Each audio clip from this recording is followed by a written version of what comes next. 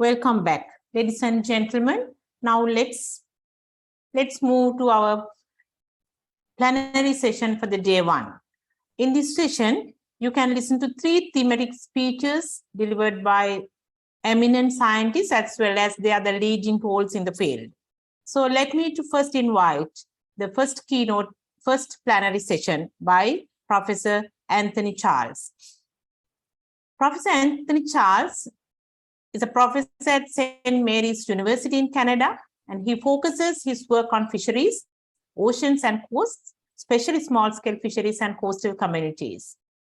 He leads 2 global projects, the Small-Scale Fisheries Stewardship Project and the Community Conservation Research Network on environmental conservation activities by small-scale fisheries and fishing communities, and how these support sustainable livelihoods.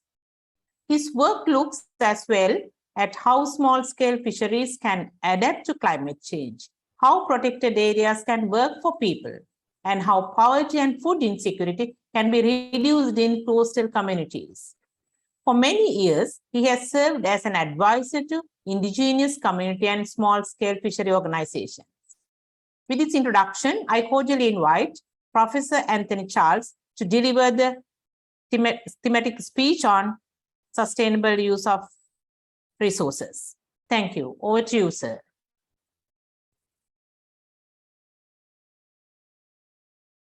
With you today to celebrate the International Year of Artisanal Fisheries and Aquaculture and to talk about the remarkable efforts of small-scale fisher organizations and fishing communities to manage their resources and conserve their local environments. Today, I'd like to speak to you about some efforts that have been going on to document these stewardship and conservation efforts of small-scale fishers, and to talk about some of the specific examples of impressive efforts by small-scale fishers. To start, I'd like to reflect on one of the most remarkable documents to have appeared in the last several decades, the Small-Scale Fisheries Guidelines. The guidelines really lay out a modern, integrated, holistic way of looking at fisheries and small-scale fisheries in particular. And one of the specific recommendations it makes is seen on the right-hand side of your screen, where it says that states should recognize the role of small-scale fishing communities and indigenous peoples to restore, conserve, protect, and co-manage local aquatic and coastal ecosystems. Now, that point in the Small-Scale Fisheries Guidelines is the starting point of our discussion today. First, I'd like to say a few words about what motivates the stewardship activities of small-scale fishers and their involvement in fishery management. And I'd like to make 5 key points. One is about values, the importance of local values, of the values that fishers hold to the behavior and the priorities of the fishers. Intergenerational respect, the importance of place, of local places and communities, food security, valuing community, and so on. The values and the principles are really key to this. These 2 principles shown on the screen reflect those of Indigenous people on the west coast of Canada, the Nuchalnis people, where 2 of their key principles reflect the idea that everything is one, everything is connected, and respect and caring for everyone and everything. So these underlying values and principles really guide small-scale fisheries around the world. Second point of motivating people to look at stewardship activities comes in the understanding of the links that humans have with ecosystems. And there's been many policy documents, like some of these shown on the screen, that reflect this close connection, this important human dimensions of thinking about ecosystems and conserving ecosystems. The third point is biodiversity and the importance of biodiversity to humans and to human communities, fishing communities. And this has been documented in a number of books, such as the one shown on the screen, that looks at the links of fisheries and the conservation of biodiversity. Fourth point is about sustaining livelihoods. And in all the work I've been dealing with over the last several decades, it's become clear that conservation activities are closely linked to maintaining sustainable livelihoods. Sometimes that's not always reflected in some of the activities, some of the conferences that we see going on around the world, but it is really an integral part. And an example that's always inspired me from Canada is the community of Eastport, where after the famous cod fishery collapse in the 1990s, the fishers and the community of Eastport got together, took on some scientific activity themselves, and basically figured out how to safeguard their lobster fishery for the future. So homegrown, community-led conservation activities. And the fifth point I wanted to make is about climate change, and in particular, how climate is impacting on poverty and on food security issues, and how we can deal with climate change, not only internationally, which is certainly important, but also at the level of small-scale fisheries and fishing communities.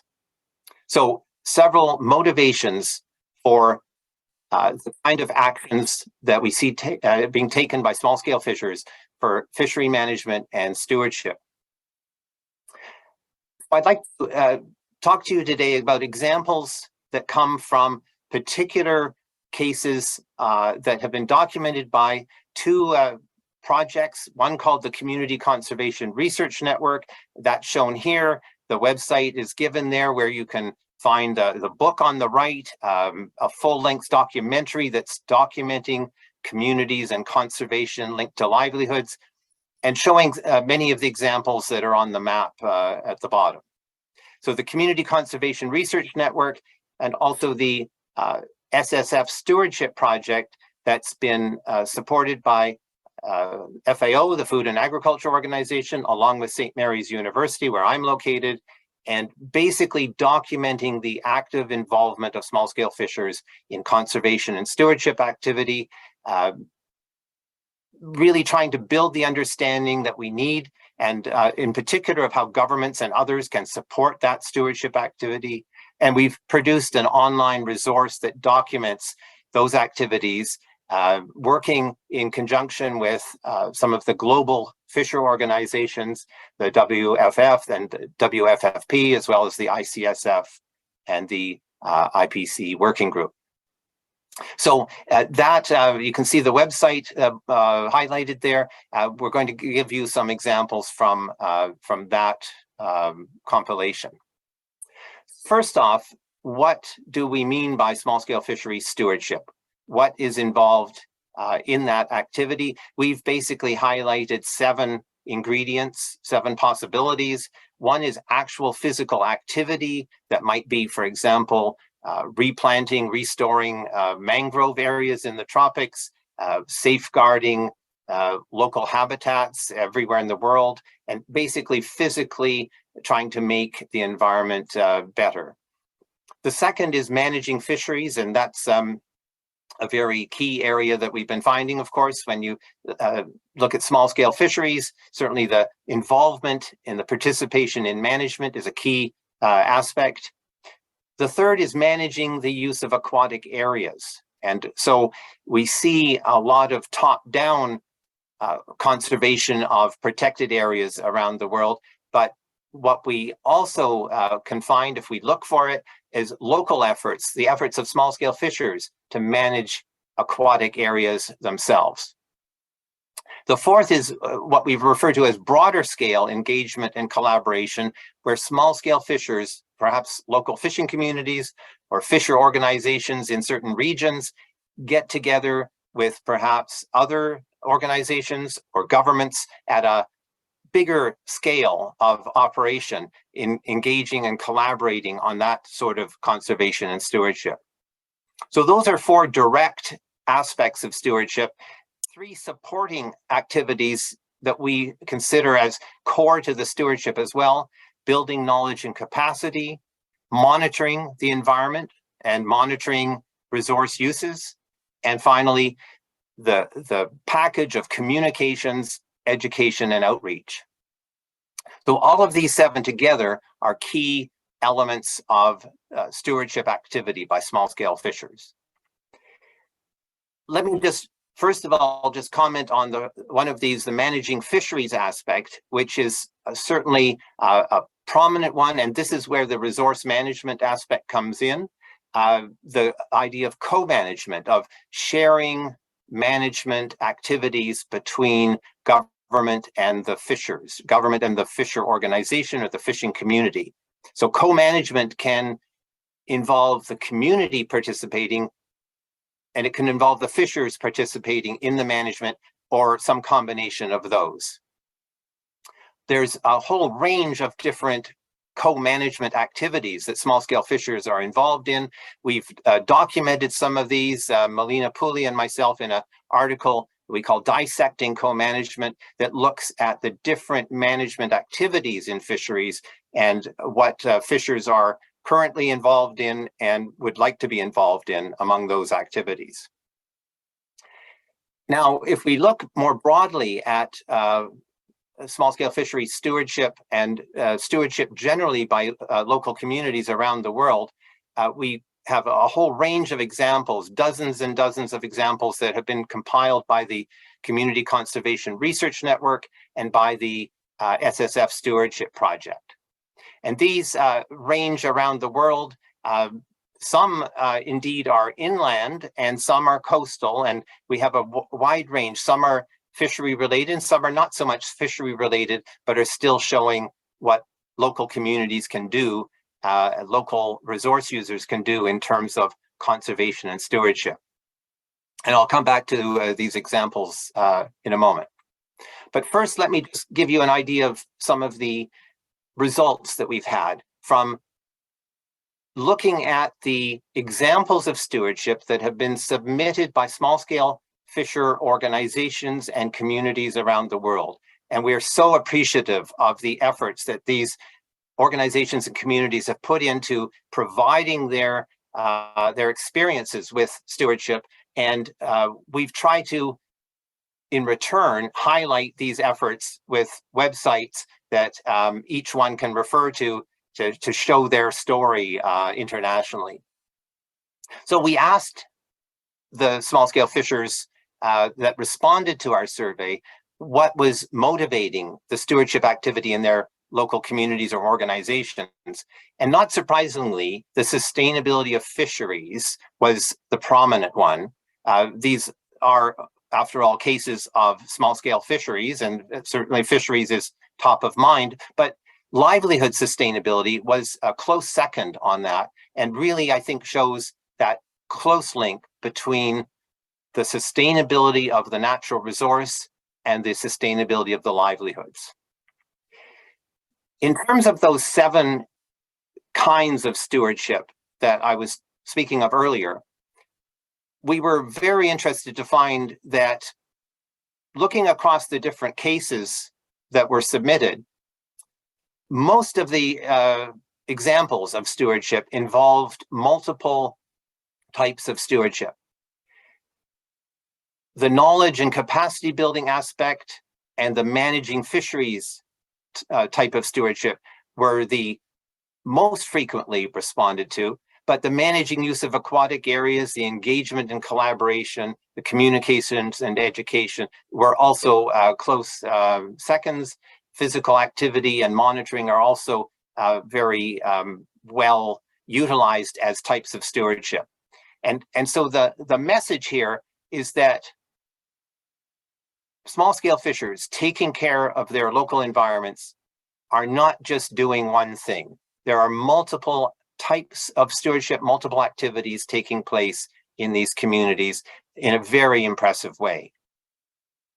Now, the kinds of success that the stewardship projects attained, what led to that kind of success, we were asking the small-scale fishers that responded, and you can see here that leadership, knowledge, and the kind of community or organization were the 3 most prominent factors of success for the stewardship activity, but still many other important aspects. Interestingly, having the right equipment or infrastructure was much less important than some of the other aspects of knowledge, community organization, decision-making arrangements, and so on.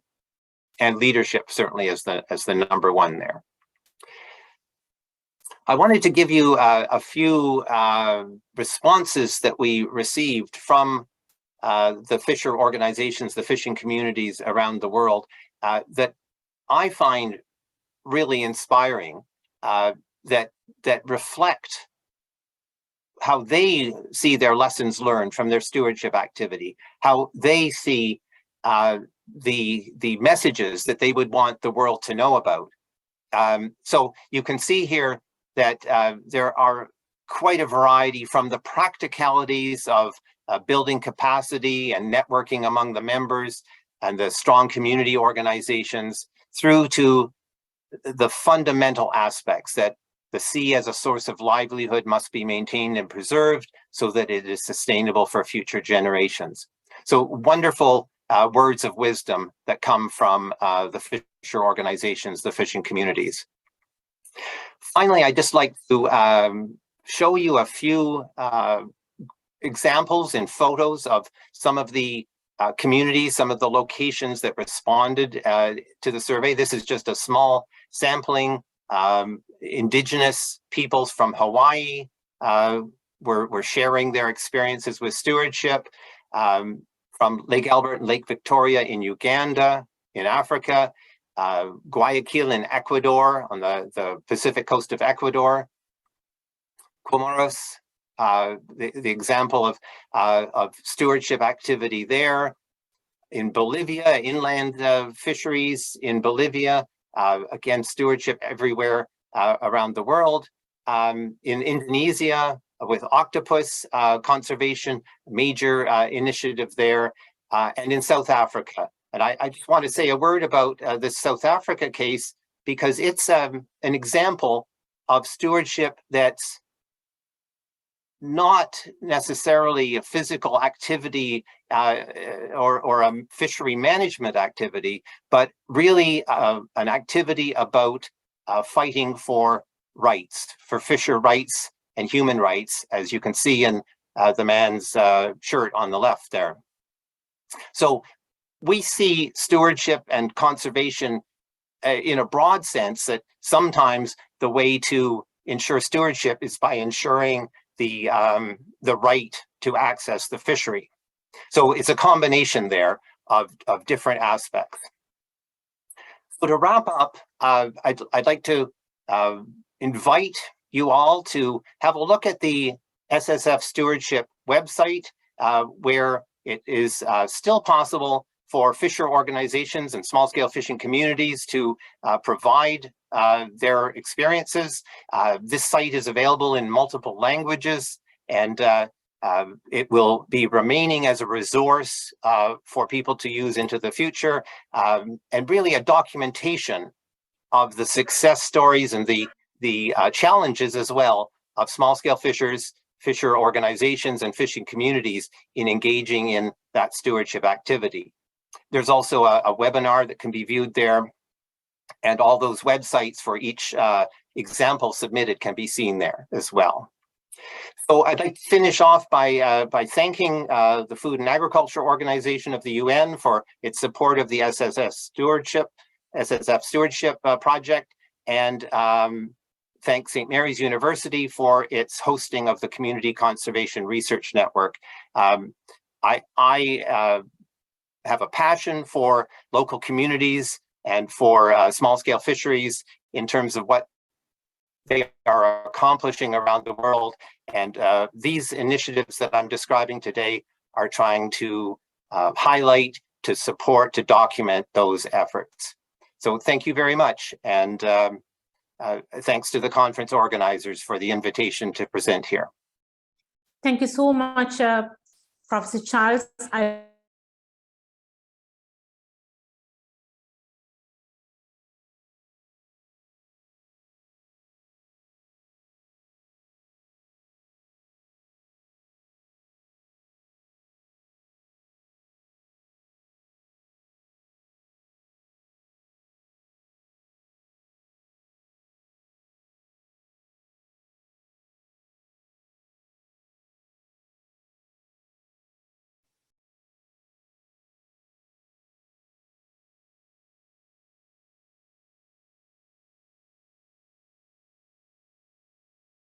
is a consultant at the Sabaragamu University of Sri Lanka and visiting research faculty of Portsmouth,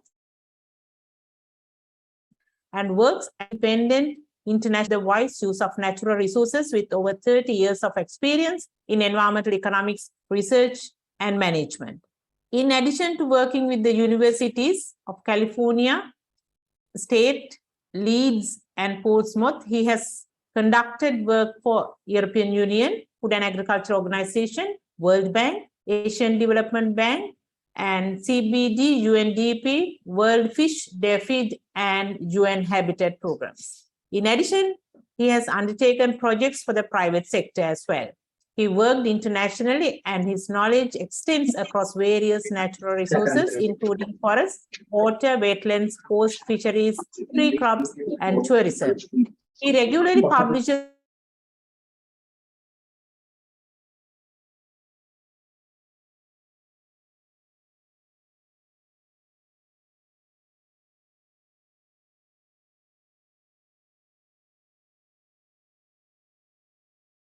management, poverty, and agriculture. He has been teaching for over 30 years in Sri Lanka, the USA, the EU, UK, with the diversity of those locations, honing his strong communication skills. So, Professor Wattagi, we are warmly welcome you all for this session, and I cordially invite you to deliver this thematic speech. The floor is open to you, Professor Wattagi.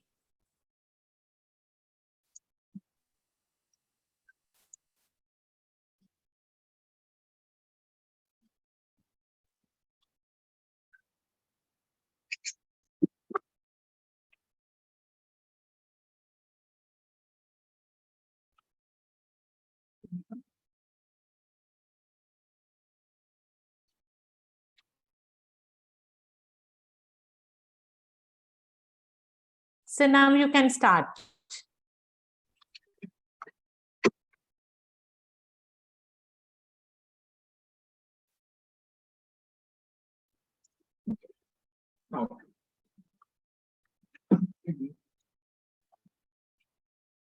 Thank you, Professor Nilanthi Silva. I hope you can hear me now. Yes, sir, you're audible. Yes, we can hear you. Okay. Thank you, and ladies and gentlemen, good morning. And I'm going to talk about policy, technology, trade and development impacts on small-scale fisheries.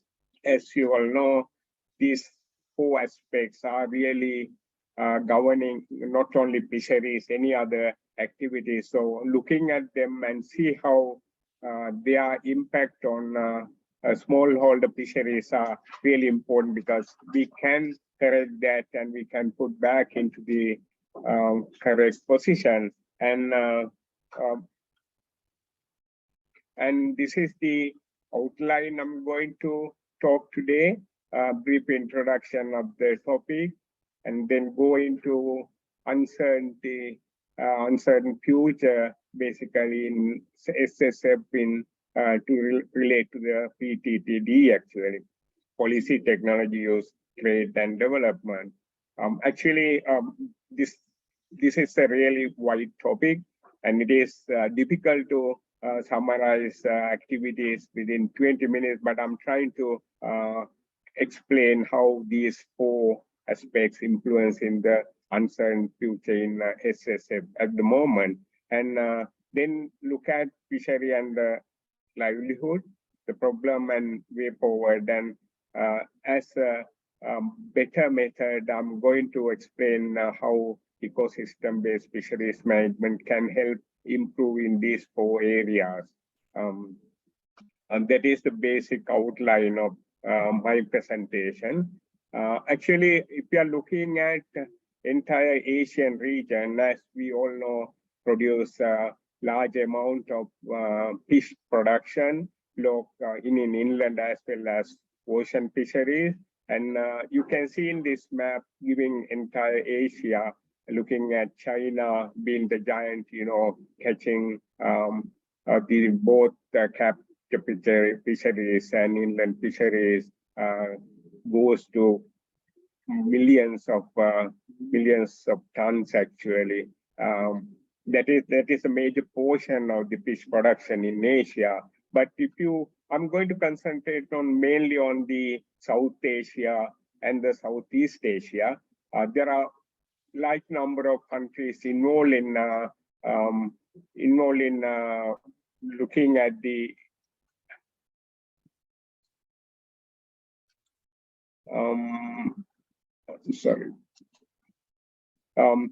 larger portion of that comes from marine catches as well inland catches.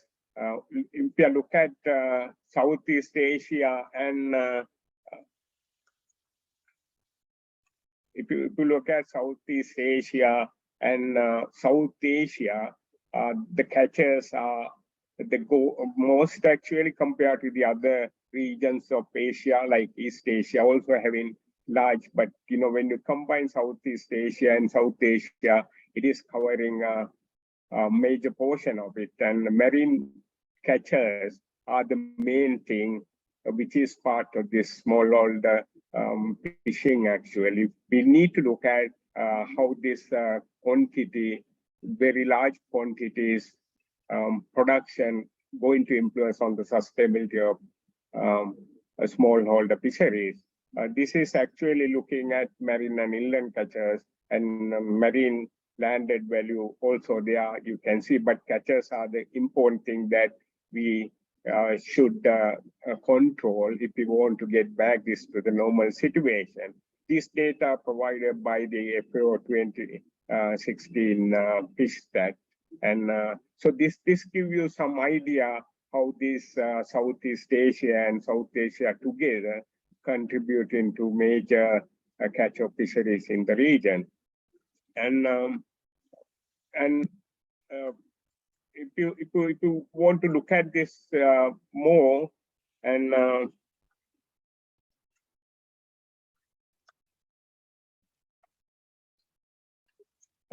if you look at more in detail, we can see how Asia faces this uncertain future, because at the moment situation are really poor. Because of that, I just want to quickly go through and show you what are the problems behind this quantity uncertain future determined by the quantity. This SSF provide significant source of animal protein, because that is one of the major protein source in Asian region, and also many people getting their income through that, and similarly the employment, and all together substantial part of the world fish production comes from this region, and they are really important resources for the Asian region. And the contribution of SSF to national fish supply is actually in general fisheries management in Asia. When you look at that, it is kind of rare. Because of that, smallholder fisheries tend to be significantly underestimated, because especially when you compare with the industrial fishes, this is underestimated, and that is mainly due to the lack of knowledge about the function of small-scale fisher sector actually. Because of that, there is a risk due to this problem, and we could see actually how this comes from policy, technology use, trade, and development. When you have this understanding that this informed decision making for fisheries management and social development is at risk, especially that is what we can see in Asian region, in specifically smallholder fisheries. Marine-based SSF in Asia face an uncertain future due to overexploited fisheries and climate change related declines projecting tropical fisheries. I'm going to I'm not going to talk anything about climate change related because it is a major portion of contribution comes from that. But overexploited fisheries is the one of the main thing that we could control using this policy technology use trade and development. The climate change related aspect, there are other ways you could solve that problem, at least minimize the impact of those. Let's look at how fishery and the livelihood associated with those fisheries in the South and Southeast Asian region, because the previous slide, I just want to show you how it is in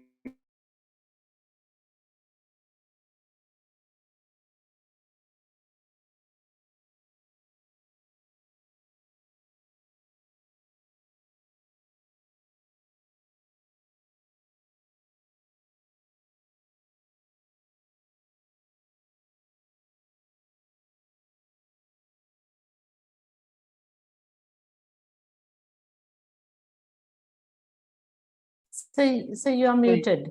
So you are muted.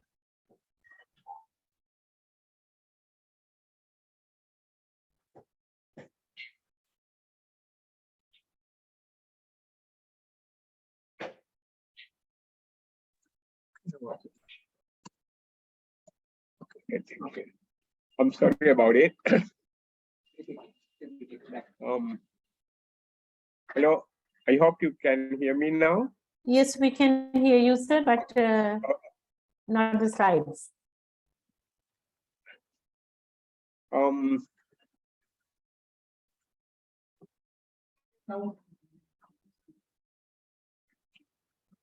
Okay.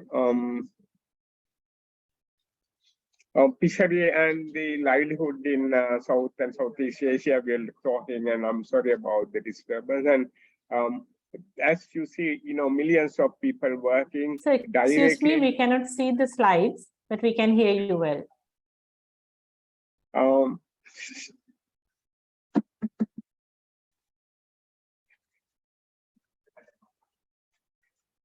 They can't see the slide.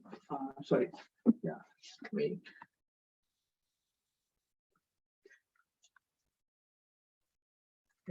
Now okay. Now okay. I hope now it is okay. Yes, sir. Now okay. Thank you. Yeah. Okay.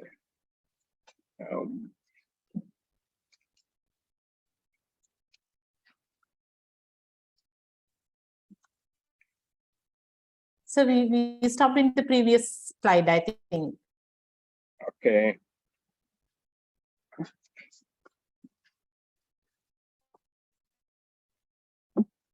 Is it clear now?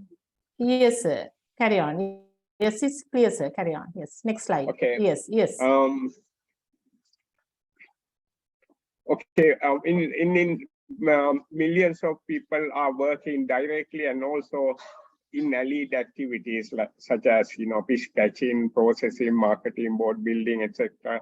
And they contribute in that way actually in the South and Southeast Asian region. And more than 50% of the total animal protein intake in the region comes from small scale fisheries. And it provides over 3/4 of the domestic fish supply, especially in Southeast Asia. If you take separately, that possibly 1 billion people rely predominantly on fish for animal protein. That is the major source of protein in that region. With the help of family members, these rural people, they have like a family business. They are trying to, get as much as for the family. These rural people of the area depend on fisheries for their livelihood. If you look at these numbers, that is what you could see. The fundamental problem you can see in these fish families in the region is the poor, low standard of living. As a result of that, you can see frequent poverty levels in the area. This record shows remarkable national economic growth and overall fisheries development, although this situation is there actually. In this presentation, what I'm trying to do is based on the literature review and some of the research finding, trying to attempt to look at how this PTTD pays to support fisheries livelihood in South and Southeast Asia. If I look at fishery and the policy area specifically, smallholder fisheries usually have no strong policies to control their activity. This is one of the big problems. We have been discussing this so many meetings, but there are some policies, some of them are not accurately influenced to control the fisheries related damages. So this is one of the big problems. Policy is a kind of mechanism that will impact the livelihood of the fishermen, which is essential for the region, because if people survive, then the region is going to survive. Because of that, this policy mechanism has to be straightened out if we want to control the quantity producing fisheries in that region. It should demonstrate the importance of integrating, sharing experts' knowledge, especially when you are making the policy, when you formulate the policy, we need to get their advisors, and also look at the many research published by academics in the region, and how to get their support for this policy formulation and then the implementation. This is really important, which is not functioning that well actually. Marine protected areas, MPAs, are one policy instrument actually available, but in this region we don't see that type of conservation aspect in this region. I think we need to introduce that kind of thing. In this the study we did in Irish water, we found actually how policy could help the potential address the several of the pressures on marine biodiversity, how you could control through the policies actually. For that, we need actually funds, and these funds through that research, industry policy development, we can develop actually through that. We can easily monitor the fishing activities, small scale fishing activities in the region. Similarly, to the policies, we need to have some kind of technology use. If you know about well, actually, we can see the technology use is not that influential in managing actually. We need to implement new technological innovation that actually brings some benefits for this marginalized fishermen. Through that we could improve their fishing, catching fish actually in the area, and also apply specialized policies within the framework for sustainable development, because development should be sustainable, looking after the natural resources. That is the big part when you are doing sustainable development. This is not experienced in the region in SSF that much actually. We need to improve through the policies, the use of this technology use. Also, fisheries supply chain around the world, not only Asia, not only the Asia, around the world, increasingly digitize their activities and creating fast and more reliable market access for small scale fishers. And also these kind of new digital tools have become even more prominent as small scale fishers assemble to adopt their shops associated with the COVID-19 pandemic. We have seen that, we have experienced it. We could get that kind of support, using digital tools in small scale fishing industry actually. However, it is not yet understood if and how these technologies improve fishers' livelihood and influence and on fisher decision making. This BL or BI project in South African countries, funded by the World Bank, it is pointed out how fisheries technology can be used to manage damaged fisheries. And the fishery and trade also really important aspect. If you look at predominantly local sales, should be based on this quality and appearance with fair and affordable prices. This is something some party got involved in to do that. This is something you can see in most of the developing countries in this region. SSF sector face domestic and international trade challenges, including some of this like lack of finance and market access, one of the big problems, and diseconomies of scale and also limited ability to maintain quality, which is really essential thing in trade, but unfortunately, the ability to maintain quality is limited. Produce value-added fish products. These are some of the things comes into my mind straight away, actually. These trade challenges, we need to sort it out if we want to have sustainable fishery base. They also confront competition from large-scale fisheries, operation in catching fish and trade. Actually, you can see most of the Asian region where they have small scale fishers go and catch fish. You can see large industrial operations and this competition, large scale industrial scale fishing should control to a certain extent actually.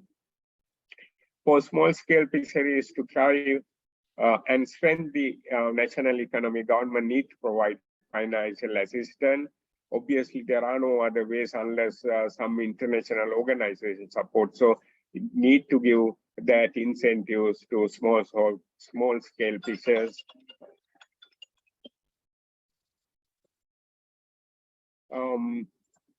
Through the this kind of innovations actually, and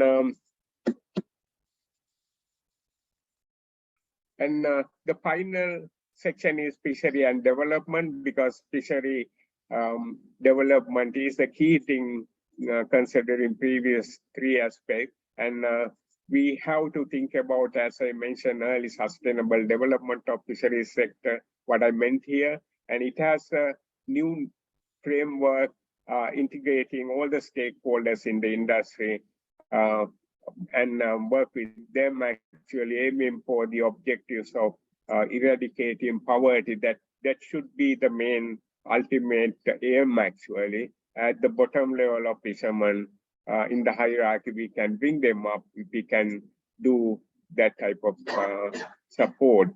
Development means basically strengthening the coastal fisheries sector.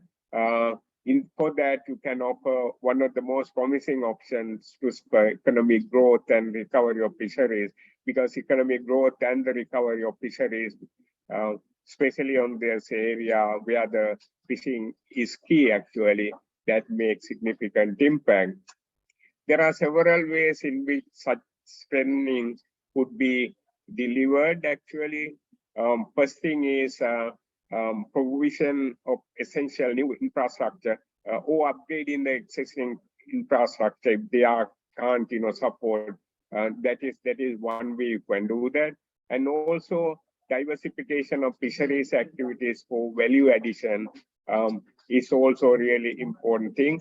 And building the knowledge, skills, and capacity required for sustainably pursuing coastal fisheries also important. We need to look at that also actually in this fishery development. The problem and way forward is actually SSF. You can see actually exploiting under open access regime, sometimes enforced by the development policies if policy is working accurately. And even well-organized traditional social mechanism may have existed to restrict such access. These continued through the country's overall political system. And as we are clear now, most of these political systems are not supporting this type of situation, and we need to put them right if we want to get the fishery sector developed. It has led to excess fishing capacity. When you have excess fishing capacity, we studied and we have recorded that resource depletion is high, waste of economic and human resources, and poor returns on development effort. All these things combined together with the demand and supply mechanism in the value chain would affect, and we need to address those issues along with those four aspects. Then you can think about sustainable development of small-scale fisheries, which is always desirable and balanced with the social, economic, and regional development in coastal and rural areas. It would require, among other things, addressing development constraints. We can see, we discuss about some of the constraints and creating more development opportunities. Achieving it requires introducing sustainable ecosystem-based fisheries management. That it is the only way you can have with the cooperation in regional bodies. Ecosystem-based fisheries management invests in the capacity to regularly collect and analyze data to get clear picture of the status of the fish stock. We don't talk much about fish stock. We don't have measured them well, actually. So in this region, we need to make some studies and measure fish stock available. Then you can plan to use wisely, actually, based on the available fish stock. Delivering regular annual management recommendation regarding effort control. That is one of the things we need to control. Boats using their effort to catch fish. We need to control that to control fishing. Then set some catch limits and other management measures to control overfishing. Basically, that is what we can do. Engage with the fishing organization, cooperatives to develop, implement, and enforce co-management plans. There are some reference, Professor Kularatna, and we did actually. And marine protected areas, that is another option that we could think actually. We have to, we must quickly introduce that type of instrument to get back the fisheries sector. With this added capacity, management plans can be based on up-to-date scientific data. If you have technology use, you can easily do that. Traditional management practices resulting in consensus with the fishing communities. You need to mix with them and decide this. Higher likelihood of effective implementation, compliance, and achievement of management goals. That is what ecosystem-based fisheries management does. Both fishers and resource managers need to be equipped with technology and digital tool to gather, share, and analyze information, making fishing safer and easier to monitor. Actually, this is one aspect we see are missing in this region. Helping fishers make a better informed decision, better informed on how to fish catch actually, and selling their catch by practicing ecosystem-based management. So this is how we can address this issue. This is the end. These are some of the reference I have used actually, and this is the end of my presentation. And thank you for your patience. Thank you so much, sir, for this very informative presentation. I think you well addressed about the impacts of policy, technology, trade, development, and policy on small-scale fisheries. And finally, you address about the importance of ecosystem-based fisheries management in order to overcome such impacts. And thank you very much for committing your valuable time with us to make this conference a success, and it's a very valuable speech. Thank you so much, sir. So next, move to the third and the final presentation of the day.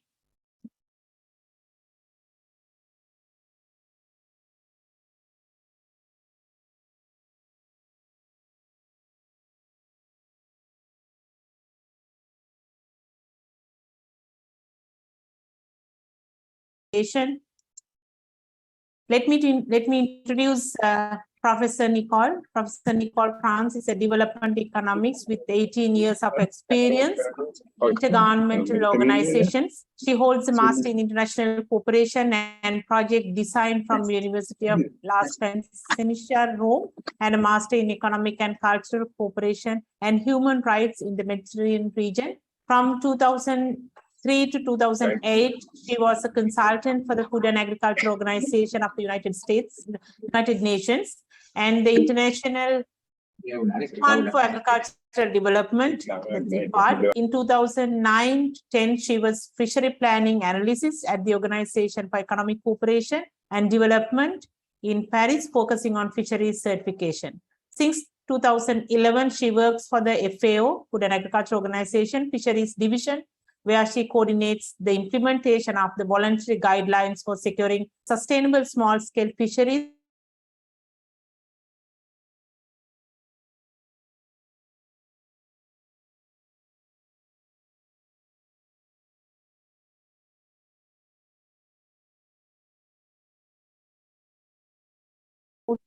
The final plenary speech, and I cordially invite Professor Nicole France to deliver the speech. Thank you. Over to you, madam.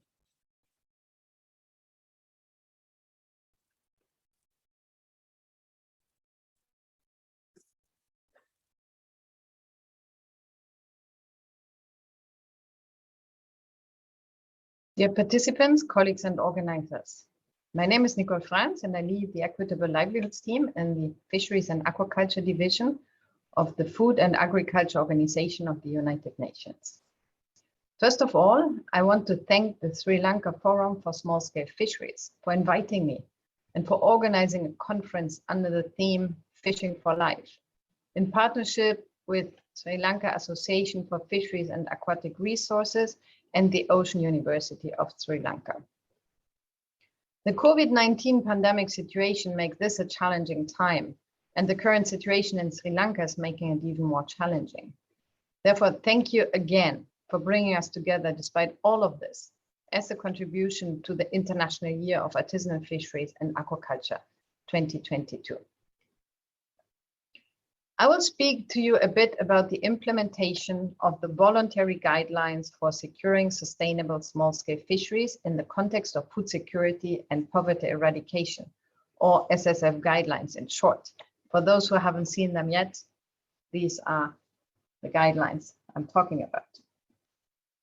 The final text of these small-scale fisheries guidelines is really the result of a very participatory process in which small-scale fishers, together with governments, non-governmental organizations, regional organizations, and other partners, all provided their views, and then their recommendations have been summarized into a concise set of principles, namely these small-scale fisheries guidelines.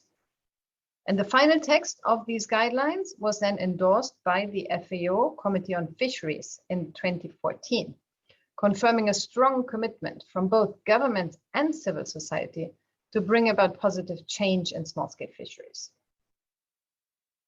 These small-scale fisheries guidelines address sustainable management, governance of tenure, social development, employment, and decent work, value chains, post-harvest and trade, but also gender equality and climate change and disaster risks.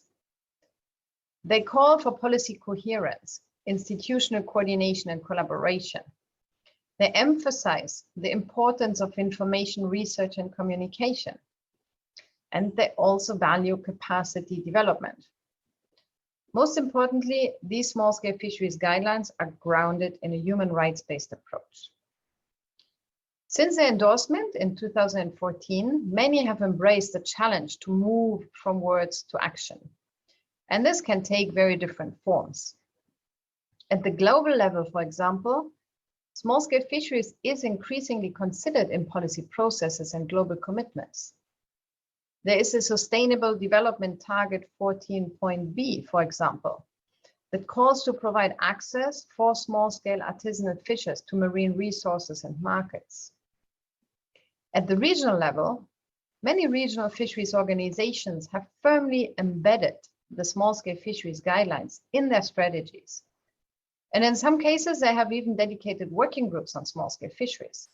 For example, in Central America through OSPESCA, in Africa in the context of the SECAF, and in the Mediterranean through the GFCM.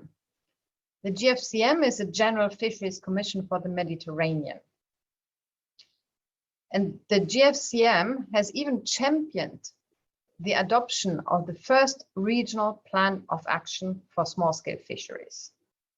This is a major success, and it is hopefully a model for other regions to follow. Just to give you an example, one activity under this plan is a so-called small-scale fisheries forum. This is a dedicated space, virtual or in person, to share information with small-scale fisheries actors, connect them and give them voice.